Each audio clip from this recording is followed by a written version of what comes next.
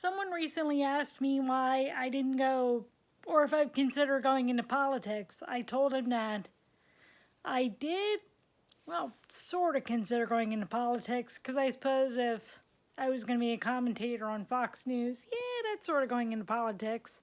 So I'd plan to be a lawyer and a commentator or an analyst. And long story short, I ended up being an author, and let me put it this way. It's not that I'm too good for politics.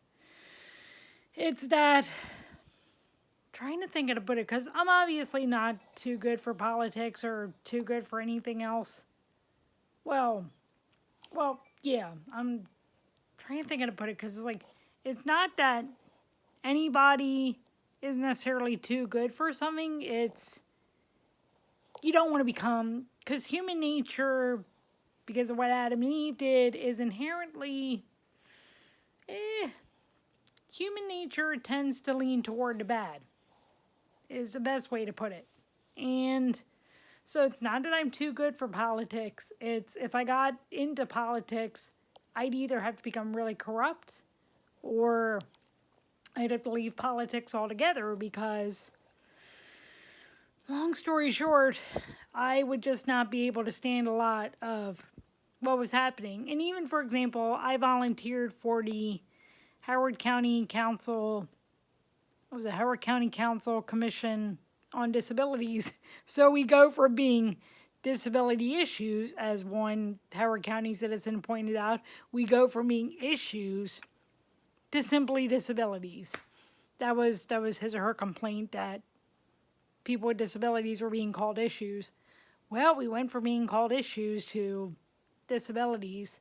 And so I finally resigned from the Howard County Council Commission on Disabilities in February of 2024, if I recall correctly. So I was sort of involved in politics. And two people had boycotted the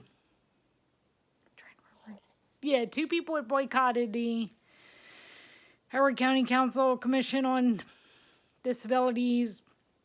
I mean, there's got to be a better name for it, because, of course, we're either, confined to being issues or confined to being disabilities. But unfortunately, in a society that still treats exposing Willowbrook like it was the worst thing on the planet, unfortunately, there's not much to expect. And then even people saying, oh, the mental institutions ought to be rebuilt. Okay, some people legitimately need to be in psychiatric hospitals, in other kinds of, I guess, medical hospitals, facilities, whatever, where people are actually treated, for lack of a better term, where people are actually treated well and people are given as much care as they need.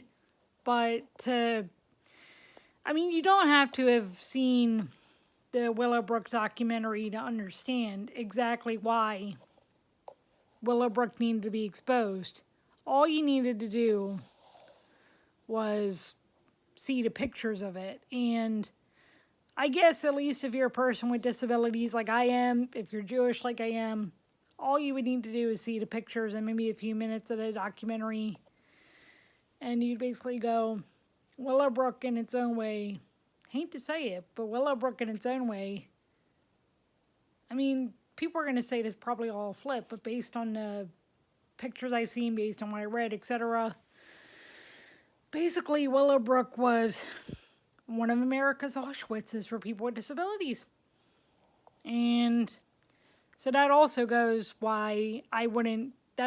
into why I would not go into politics, because I've already had that venture with politics where, hey, I volunteer for something, nothing got really done in the end, or at least if anything did get done, then my contribution apparently did not count. So that's why I would prefer to become an author. I have become an author, and I just got a couple of other things on my mind right now too. So, and it relates to politics, policy, law, and I guess related matters.